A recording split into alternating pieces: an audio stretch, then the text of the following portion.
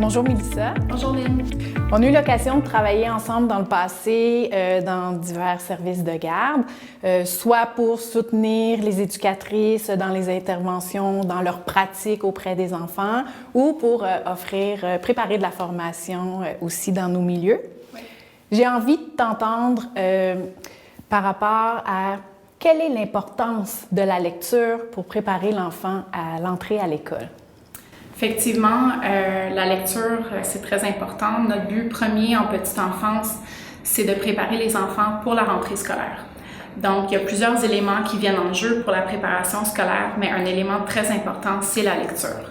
La lecture apporte beaucoup de choses, entre autres, pour en nommer quelques-unes, la lecture va aider à développer le vocabulaire, la lecture va permettre de travailler les capacités d'attention et de concentration chez le tout petit. La lecture va aussi améliorer les capacités cognitives par tout l'imaginaire qui est stimulé.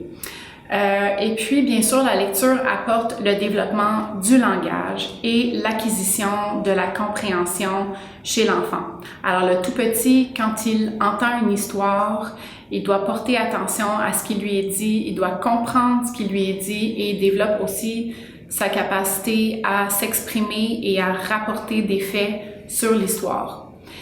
Tous ces éléments sont importants pour la préparation à l'école et puis c'est très clair dans la littérature que les enfants qui ont été exposés à la lecture en petite enfance ont des avantages à l'apprentissage du langage écrit une fois rentrés à l'école.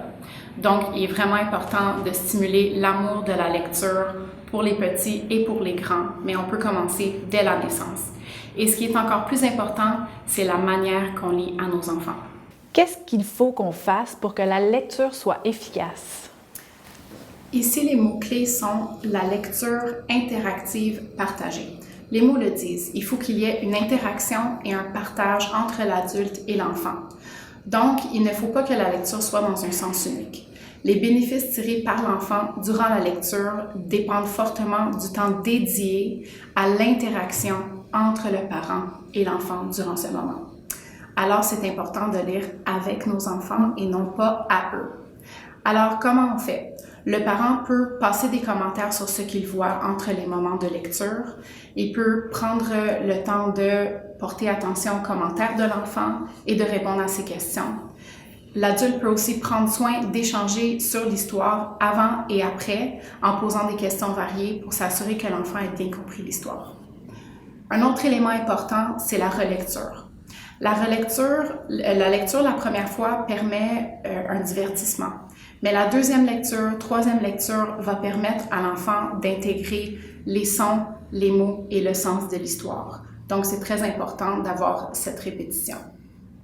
Par ailleurs, tantôt j'ai parlé de stimuler la lecture dès la naissance. Donc, je suggère pour un enfant ou un bébé naissant d'y aller avec les 5 sens pour stimuler la lecture. Donc, on veut aller choisir des livres qui vont avoir des textures, des rabats, des couleurs vives, des images simples pour que l'enfant puisse utiliser ces 5 sens avec lesquels il explore son environnement. Le livre peut contenir des mots, des rimes et de la redondance. Pour un enfant âgé de 1 à 2 ans, on veut aussi aller avec des livres rigides, mais ici, le livre peut contenir une histoire simple. Par exemple, un sujet familier comme le dodo ou le pipi, le petit frère qui arrive bientôt. Et on veut ici encore qu'il y ait de la répétition dans le livre. Et avec ces sujets familiaux, on peut faire des liens entre le livre et la vraie vie de l'enfant. Pour un enfant un petit peu plus âgé, de 2 à 5 ans, là, on veut y aller dans ses intérêts. Donc, on peut aller choisir des livres qui sont dans ses super-héros préférés, des sports, tout ce qui intéresse l'enfant, on le laisse choisir. Et ici, on veut vraiment y aller avec une structure narrative simple. Ça veut dire que le livre contient un personnage principal, un début, une action et une fin. Qu'est-ce qui est développé exactement par la lecture interactive? Donc, à travers la lecture interactive, on peut aller stimuler plusieurs éléments qui vont préparer l'enfant à la lecture rendue à l'école. Donc, le premier élément, c'est le vocabulaire sous tous ses aspects. On peut donner une définition d'un mot, on peut donner un synonyme ou on peut faire un lien entre le mot et la vie de l'enfant.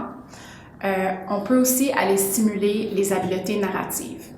Ça veut dire qu'on peut poser des questions à l'enfant par rapport à l'histoire, comme de lui demander qui, quoi, fait quoi, pourquoi, et par la suite, l'enfant va être capable de reconstituer l'histoire et le raconter par lui-même. Et ça, ce sont les habiletés narratives, la capacité de raconter.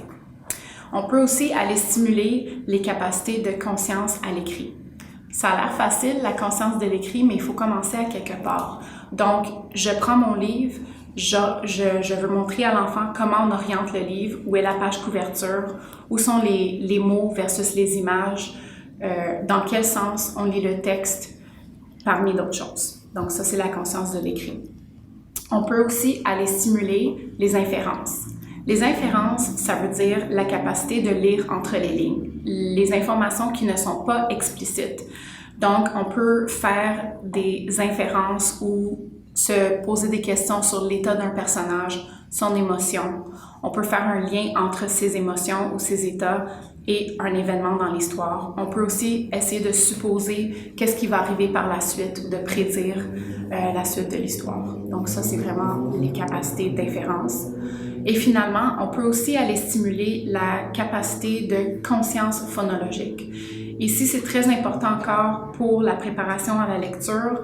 La conscience phonologique, c'est la conscience des éléments sonores dans les mots, dont les sons, les syllabes et les rimes. La littérature soutient que les enfants qui ont une stimulation de conscience phonologique, qui ont des bonnes capacités de conscience phonologique, auront plus de facilité à apprendre à lire que ceux qui n'en ont pas. Donc, les bénéfices de la lecture et de la lecture interactive sont vraiment immenses et innombrables. Mais ce qui est le plus important, c'est d'avoir du plaisir durant la lecture pour maintenir l'intérêt de l'enfant et garder cette proximité avec nos tout-petits. Alors, ayez du plaisir durant la lecture. Mélissa, je te remercie. Ça nous donne envie d'aller s'asseoir tout de suite avec notre enfant et de faire de la lecture interactive. Donc, merci beaucoup pour ta participation. Merci, Lynn, ça me fait plaisir.